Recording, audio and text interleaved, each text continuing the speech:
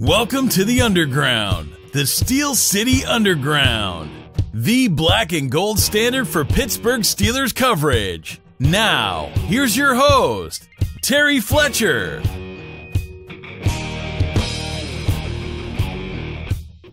Hello, everyone, and this is the Steel City Underground podcast. My name is Terry Fletcher, which means this is the WTF Week 16 rundown.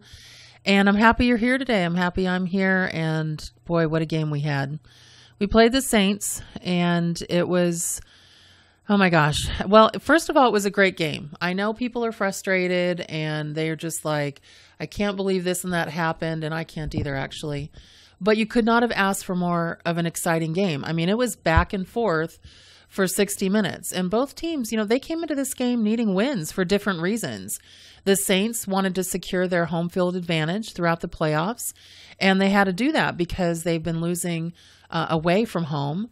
And then the Steelers, we were in obviously a different situation because we were also watching everybody beat people that we didn't want them to beat. So the Ravens beat the Chargers, and Texans won, and Titans won, and everybody we needed to Colts won. Everybody we needed to lose didn't lose. And I was like, God, WTF, people, you need to lose.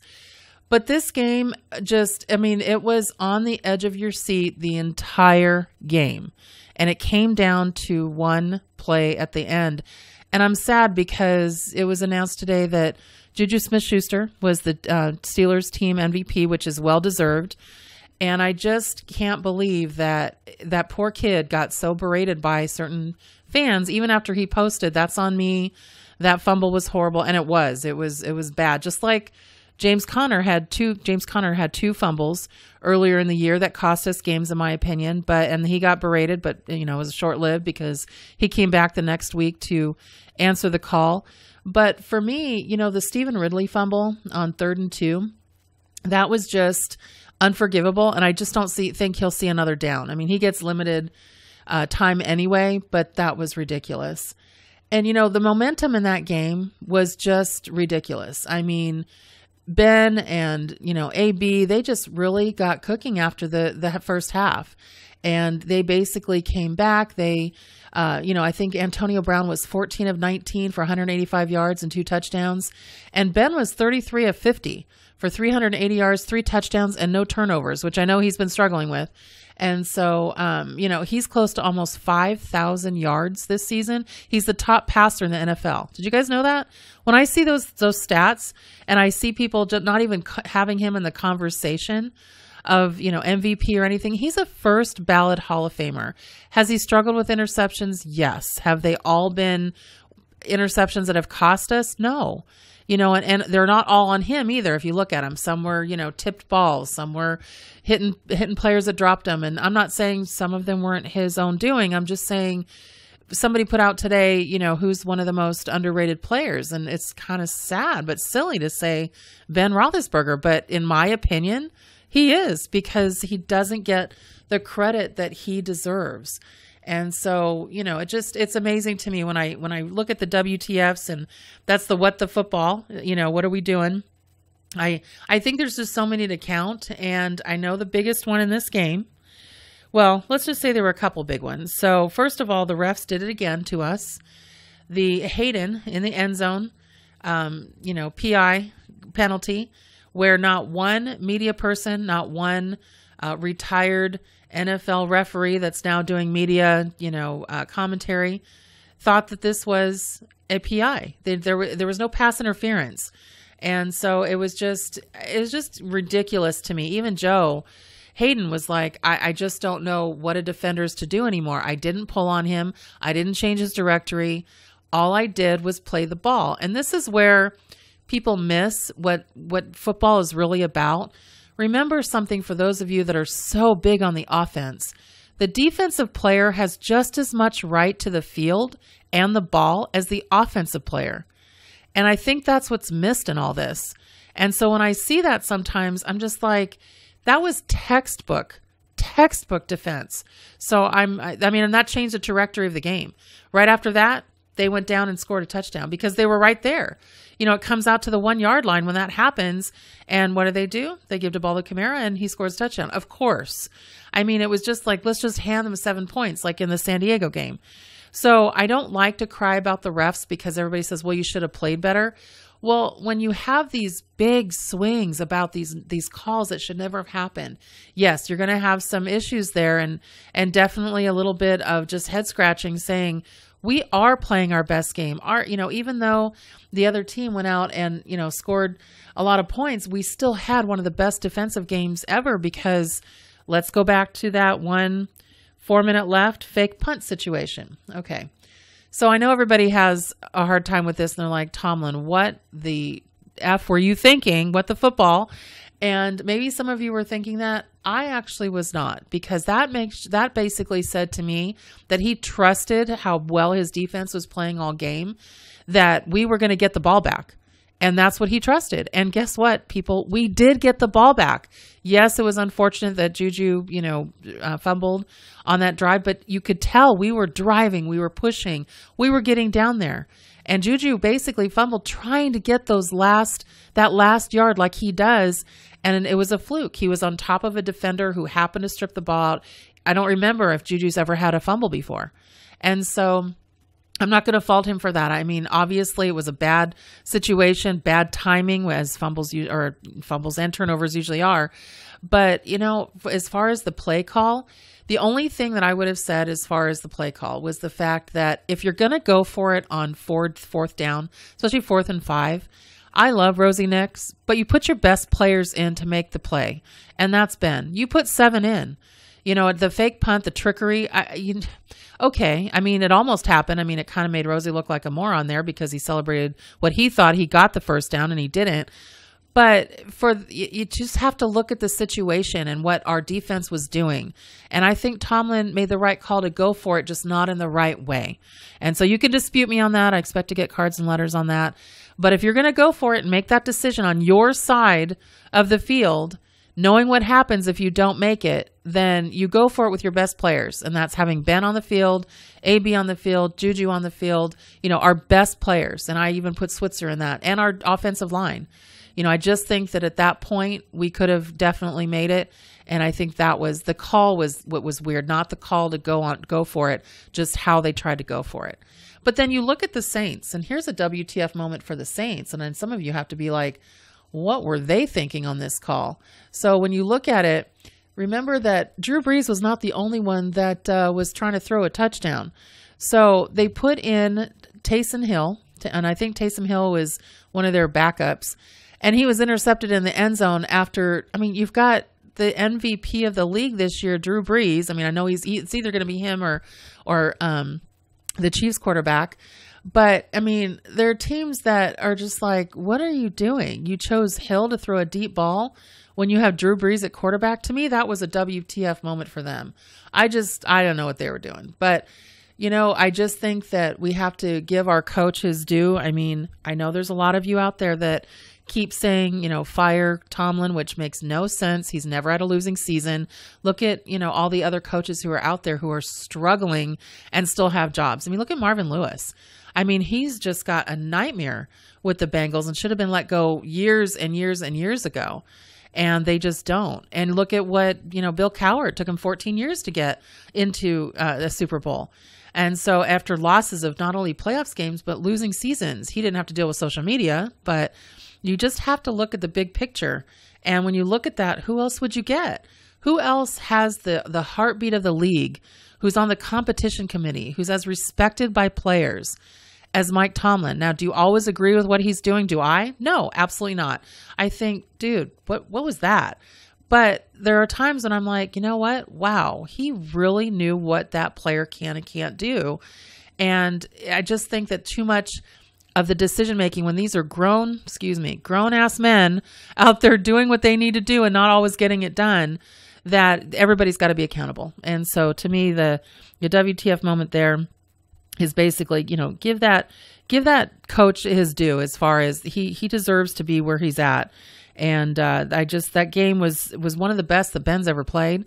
It was an exciting game. I always save games to rewatch again when we win. It was a hard one for me to have to delete. I just just the fact that we couldn't win that game, it was really hard. It was really hard for me. But then we have to look at, okay, so how many of you are playing fantasy football? Well, I am.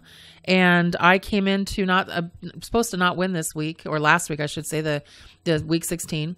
So I'm not supposed to win. And I basically needed 7 more points from Jordy Nelson on the Raiders to get into the championship. Yeah, my money league plays week 17 for the championship. And I got 11 points. I was only supposed to get 135. I ended up with like 170 for the week. So I'm in the championship. I'm so excited. But I'm sure my opponent, who is basically like, wait, she is in the championship with a 14-team league for the second back-to-back year. And she's a girl. I mean, I know that's what he's saying because I'm only one of 2 females on this in this league. So, and she's like 13th, the other one. But it's just like, I just know I'm getting a lot of grief about that. But hey, you know what? Great WTF moment for me. So I was pretty excited about that. What the football? I'm in the championship. And for $1,000, I will take it. So a couple other things around the league for definitely some WTF moments here. And I laugh when people say, oh my gosh, the Rams beat the Cardinals. Of course they did, people. They beat them 31-9. I mean, come on. Don't be silly. Of course they beat the Cardinals.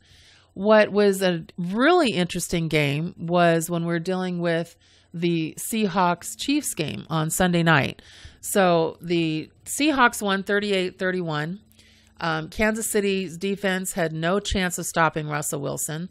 And I watched this game, and even though there were a couple of questionable calls again by the refs, Patrick Mahomes, it looks like he's playing blindfolded sometimes. I mean, he couldn't hit routine passes at the beginning. He had Kelsey open for a deep touchdown, missed him by a mile. And, he was 1 for 7 on his first 8 passes. And it just was, but after that, he just plays like he isn't in his backyard. I mean, he finished like 23 of 40 for 273 yards and 3 touchdowns. And he also scrambled and, tried several times, 3 times, I think, for 33 rushing yards. His numbers weren't great, but he's just better at home in the playoffs. He is just crazy. And I was surprised they lost this game. But, and he is just absolutely nuts. But Russell Wilson came back to beat them. So that to me was wow. And I think one of the biggest ones for most of us on WTF was the Raiders Broncos. The Raiders 27-14 beat the Broncos. And, they're trying to give their fans a proper send off to go to Las Vegas. And you just know that the Broncos, their head coach, Vance Joseph, I just think he's on the hot seat. I just don't see him lasting. I'm surprised John Elway didn't do it on the way home. It's just, they don't fight for Joseph. The players there, they don't fight for him. And it was just, they gave zero effort. They just need to make a change there. But it's just interesting. I could see Mike McCarthy going to the Broncos, just as a side note. But there's just some funny things that just happen in this game that, Derek Carr is not a good quarterback. I don't care what anybody says. I mean, in this game, he's mediocre. 19 of 26 for 167 yards. I mean, he's accurate, but he doesn't see open players down the field anymore for long yards. Ever since he broke his leg, he's just, he's all right. But it's just interesting to me just how many players they've gotten rid of, how many players they've traded, how many players they're, I just don't know what they're going to do there. I mean, I wouldn't follow them to Vegas, not as a fan. That's a little weird.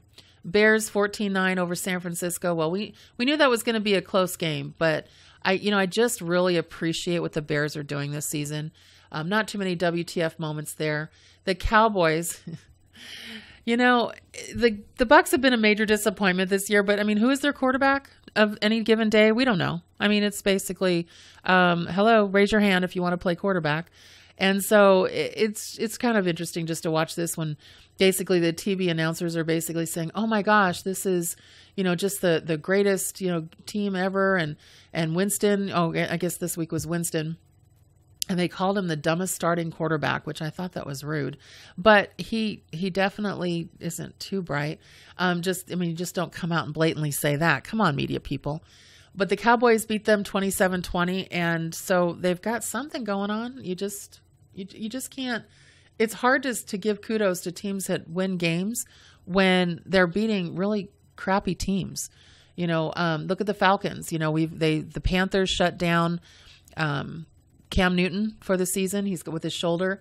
And so now we've got, who do we have basically in his place there? It's really tough. I think when you're dealing with some of the issues there with that team, and then you come back and say, oh, well, the Falcons beat them 24-10. Well, of course they did. I mean, you don't have a quarterback right now, and their backup quarterback is now hurt. And so now you've got to go with a different, I think it was Brian Hill who played, and now they've got to go with their backup to the backup quarterback. So that's going to be interesting. And then the Texans-Eagles game. Well, the Texans lost, which we needed them to lose, 32-30. But once the Colts and the Titans and the Ravens and everybody else who's unfortunately in our AFC party won it, I was like, well, who cares about that? But isn't it interesting that Nick Foles is back? His magic continues. I mean, he just makes so many plays now, and people are like, oh yeah, the MVP of the Super Bowl last year. Somebody was saying, oh, it's Chris Foles. I'm like, Nick Foles. He was not only the quarterback who took over for Wentz, but he was MVP of the Super Bowl, dude, and was arguing with somebody over that. And he's like, no, it's Chris. I'm like, no, go just Google it. And he looked up, he goes, okay, well, Chris, Nick, whatever. I'm like, really? Okay. All right. WTF, dude. Whatever you think. But I just think it's interesting when people just try to say stuff and you're like, yeah, you don't really know. You probably should go look. The Packers beat the Jets 44-38. Okay. I mean, you know, that's great. But how come nobody's getting on how Aaron Rodgers is playing? Raise your hand if you think Aaron Rodgers is the best quarterback ever. I see no hands in front of me. None. He's not bad. He's won one Super Bowl. Unfortunately, it was against us. But he's lost something. I don't know if it's an edge. I don't know if I think he's still got some injuries going on. But his arrogance is not carrying him through anymore like it has in the past. And I think some people are kind of starting to see that a little bit. Very good, Hail Mary thrower, got a great arm, but he's not as mobile, and he doesn't have in my opinion, he doesn't have the street smarts, the backyard football, credo that Big Ben does. It's just interesting to put him there and how he's just getting all these accolades, and then you see our quarterback who's ridiculously talented and just not getting any information, just not getting any love. That just bugs me. And then you got the Colts Giants. Did anybody see that game? Colts won 28-27. Yeah. You got to protect the score. Protect the score at the very end. It's just, I know Odell Beckham is out and you've got Sterling Shepard trying to figure something out there, but come on, protect. Couldn't you do us anything? I mean, do we have to do everything around here? I'm kind of whining today. I don't know what's going on. The Browns beat the Bengals. Okay, so that was good. They're on a 3-game winning streak. It hasn't happened in years and years and years. And so what's ahead? What are we looking at as far as Week 17? I'm going to end it with that. We need to win. We need to beat the Bengals. We need the Ravens to lose. We need the Browns to beat the Ravens. Yeah, we do. If the Ravens lose and we lose, we need the Colts and the Titans to tie to get in. So there's so many, and that's not going to happen. Let's face it. That ties are a fluke. We had a couple this year. You don't hope for a tie. We have to take care of business and win our game, and then we need some help. And so please, please, please, if you're a Browns fan and you just happen to want to listen to a podcast of a Steel City Underground and you listen in, we love you this week. We may not love you next week, but we love you this week. And so, you know what? Please, please, please, we'll send you a terrible towel that you can put up on your wall. Anything you want. So, Permani sandwich, what would you like? Please, please, please, Baker Mayfield, go out and ball out, beat the Ravens for us, and we'll be forever grateful. All right, so go Steelers, everyone. Make it a great day. And pray for a win this weekend. And also pray for me to win my fantasy football, because you guys really love that I'm going to win, right? Because next week it's going to be all about me. Just saying. Okay, we're going to win. All right, go Steelers. We would like to thank you for listening and remind our listeners to follow us on social media and our website, www.steelcityunderground.com.